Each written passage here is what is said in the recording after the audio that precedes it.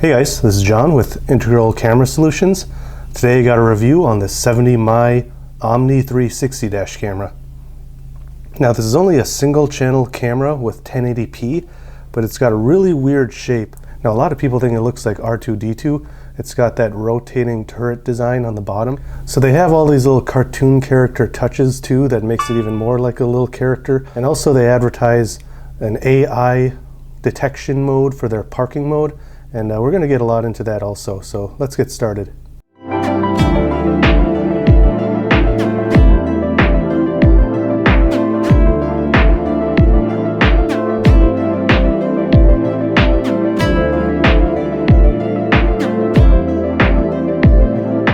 So guys, this was sent to me for review by 70my, so I would like to thank 70my for sending me out a review unit. If you are interested in purchasing this dash camera, I will provide affiliate links down in the description. The affiliate links do help support my channel with just a small commission to me at no extra cost to you. And of course, if you find this video helpful or informational, I'd appreciate if you hit like and subscribe for future dash camera and other camera tech reviews. So obviously this design is very unique. It looks, like I said earlier, R2-D2. This is a rotating lens that can view in 360 degrees all the way around. Although it does have a limit to each direction, with how much it can turn, it still can see 360 degrees. Here we got a power button and some up and down function buttons, the small screen in the back with a microphone, and then we got the USB-C input. And you'll notice that there's no micro SD card slot because it just has built-in 128 gigabytes. So that's pretty interesting. That means you're going to have to use the smartphone app to access your files. Hey guys, after editing my review, I found out that there's actually a 32 gigabyte and 64 gigabyte model. It seems to only be available directly through 70my through their website. And I should be able to get a discount code. So if you're interested in those other models, or if you think you can get a better deal through 70my, check those links down in the description. And once you install it, it does have this adhesive mount. You can tilt it with this hinge, and that's how you're going to set your proper angle. Now it does come with some static electricity mounts. I personally don't use these, but this will allow you to put it on your windshield and it'll stay on there, and you can take it off a lot easier. Also included is a little installation tool. This just helps you get the wires in your headboard or tuck the wires away. We got a little manual. We have the USB adapter with the USB-C cable. And optionally, you can get a hard wiring kit.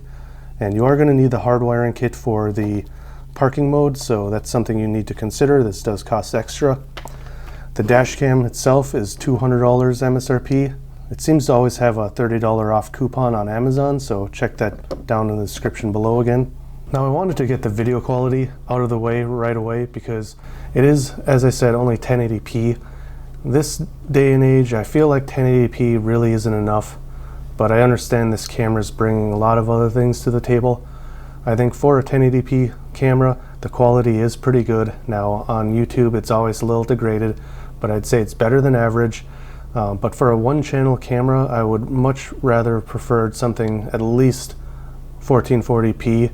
Then again, with all of the features of this camera with a mechanical turret design, maybe that just wasn't cost efficient. But I think I'm not going to be the only one who wishes this was a higher resolution camera. Now the night quality also is pretty good. The dynamic range of the night quality is pretty good.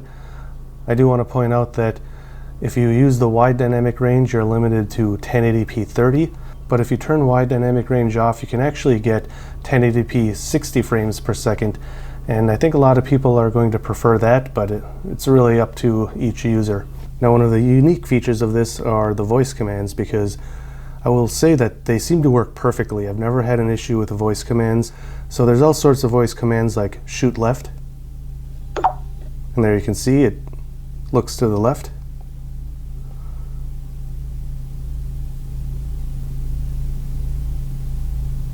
And it'll do that for about 10 seconds. We gotta shoot right.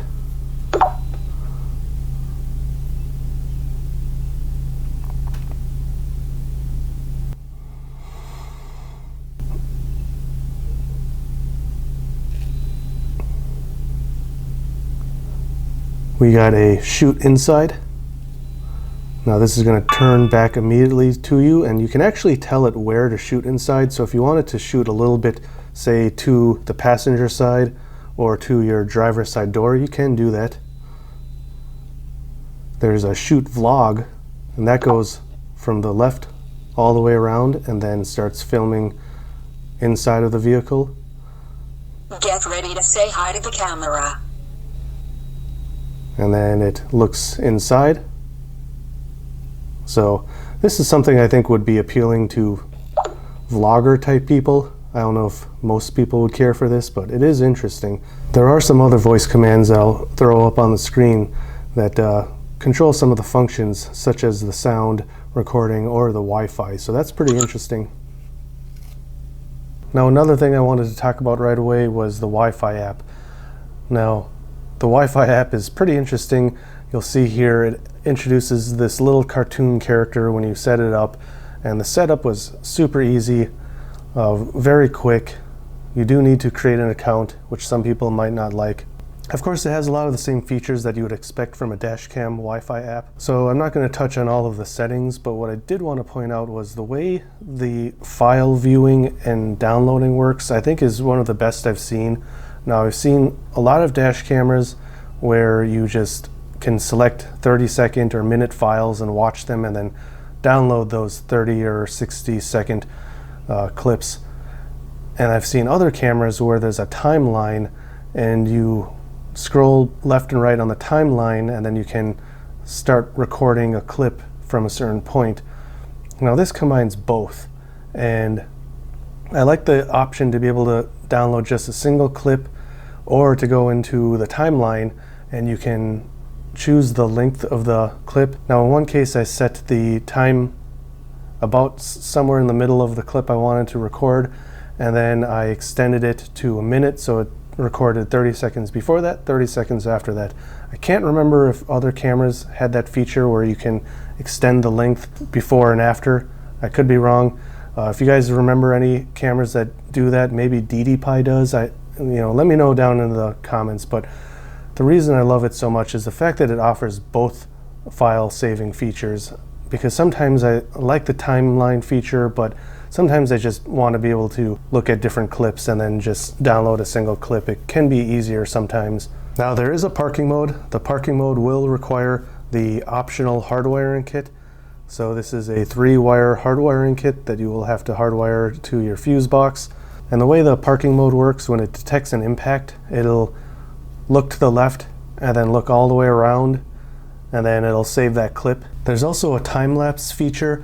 The time-lapse feature is really good for people who just want to record all of their parking, but they don't want to fill up their memory card, or they also don't want to drain their battery. So I don't think most people really use time-lapse, but it's always a great option for the people that would like to have that option. But there's also the AI detection mode that I mentioned at the beginning, and I had a lot of issues with this. So what it's supposed to do is, if you're approximately 3 to 5 meters away, it can detect a person if they're lingering too long in front of the car, and then it will follow them. My issue was it wasn't detecting me, and I did get it to work one time where it went off to the left about 45 degrees because it detected me, a suspicious person according to the AI.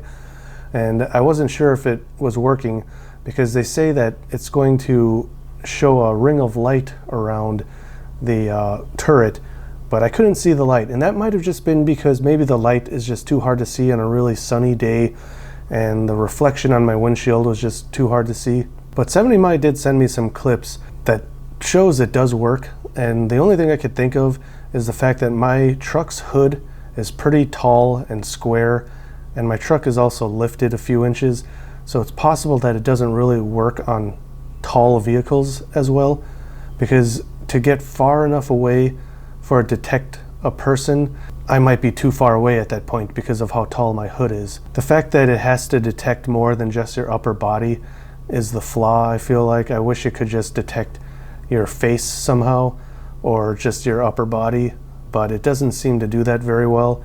And I would really love for this to be fine-tuned. Maybe they can get it working better, but as of now, it's just not working as well as I was hoping. I feel like this is a really interesting design. It's a fun idea, but I don't think it's going to appeal to everyone. I think some people that are really involved in social media or traveling a lot might really love this. I think that's the target market for this camera, but everyone's a little different. I think this is, like I said, a very fun design. So I have to give 70my props for trying something so interesting, so different than any other dash camera. I think this is the most unique, interesting dash camera I've tested in the 9 years I've been testing them. So, you know, props to them for bringing such an interesting design, and of course for letting me try this out. If I could give one major request, I would ask that they allow you to record in the direction you ask it to indefinitely until you tell it to record forward again. I think that would significantly improve this camera. So guys, if this is the type of interesting vlogging type dash camera you would love to have, again, check the links down in the description. I hope this video was helpful for you guys. If it was, I'd appreciate it if you hit like and subscribe. And as usual, drive safe. Thanks for watching, and I'll see you next time.